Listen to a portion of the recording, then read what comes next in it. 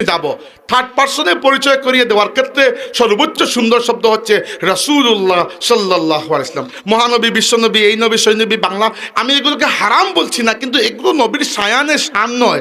শায়ানের শান হচ্ছে রাসূলুল্লাহ সাল্লাল্লাহু আলাইহি ওয়াসাল্লাম। এই জন্য আমি প্রায় সময় হয় আল্লাহর নবী বলি সাল্লাল্লাহু আলাইহি ওয়াসাল্লাম, অথবা আমার নবী বলি সাল্লাল্লাহু আলাইহি ওয়াসাল্লাম, অথবা রাসূলুল্লাহ সাল্লাল্লাহু আলাইহি ওয়াসাল্লাম বলি, এইটা। আর রাসূল সাল্লাল্লাহু আলাইহি ওয়াসাল্লামকে সম্বোধন করার ক্ষেত্রে কখনো এমন কোনো শব্দ ব্যবহার করবেন না যে শব্দের মধ্যে বেয়াদবির সাহেবা রয়েছে। নইলে আপনার ইমান বরবাদ হয়ে যাবে। আনতা হাবাতা আমালুকুম ওয়া আনতুম লা তাশউরুন, বুঝতেও পারবেন না। আমাদের মধ্যে কোনো ভাই ওভার স্মার্টনেসের কারণে রাসূল পাক সাল্লাল্লাহু আলাইহি সাল্লামকে এমন শব্দ দিয়ে আখ্যায়িত করেন যেরকম শব্দের ব্যবহারকে আল্লাহ নিজে নিষেধ করে দিয়েছেন। ইয়া আইয়ুহাল্লাযীনা আমানু লা তাকুলু রাঈনা ওয়া কুলু উনজুরনা, হে ঈমানদাররা আমার নবীকে রাঈনা বলে ডাকবে না, উনজুরনা বলে ডাকবে। রাঈনা ইয়া রাসূলুল্লাহ, সাহাবীরা বলতেন ইয়া রাসূলুল্লাহ আমাদের দিকে একটু তাকান।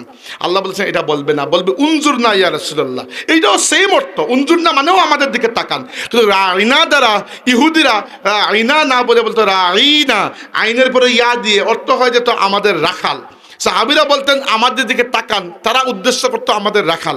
এই যে মনের মধ্যে এই বেয়াদবের একটা বেয়াদবি পোষণ করতো, আল্লাহ সেটার দরজাও বন্ধ করে দিয়েছেন।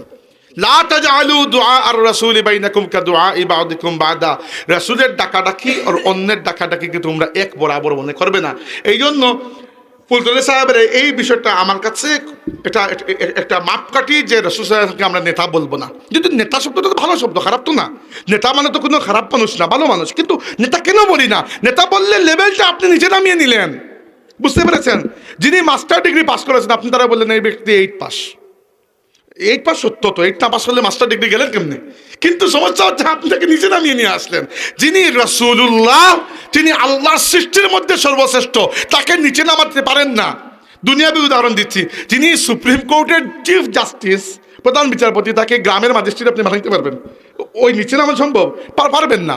তো রাসূল সাল্লাল্লাহু আলাইহি ওয়াসাল্লামের একটাই মাপকাঠি যে আল্লাহর পুরো সৃষ্টির মধ্যে আল্লাহ তাবারাকা ওয়া তাআলা সর্বোচ্চ মর্যাদা তাকে দান করেছেন। এরকম মর্যাদা আল্লাহ অন্য কোনো উম্মতকে নয়, অন্য কোনো নবীকে পর্যন্ত দান করেন নাই। বা'দা আজ খুদা বুজুর্গতুহি কিসসা মুখতাসার।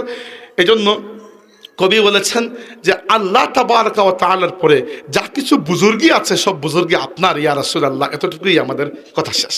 এই জন্য আমরা আল্লাহ নবী সাল্লাল্লাহু আলাইহি ওয়াসাল্লামের ক্ষেত্রে খুবই সতর্ক থাকবো। রাসূলুল্লাহ সাল্লাল্লাহু আলাইহি ওয়াসাল্লাম, আরে ভাই আমরা তো রাসূল সাল্লাল্লাহু আলাইহি ওয়াসাল্লাম তো অনেক উপরে।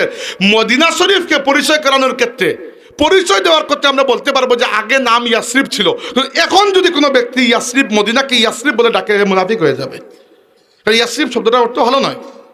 হ্যাঁ, আমি পরিচয় করাতে পারবো যে ঠিক আছে মদিনার এক সময় নাম ইয়াসরিব ছিল, এতটুকু। কিন্তু আজকের দিনে মদিনার নাম হচ্ছে মদিনাতুল মুনাওয়ারা, অথবা মদিনাতুর রাসূল, রাসূলের শহর অথবা নূরের শহর।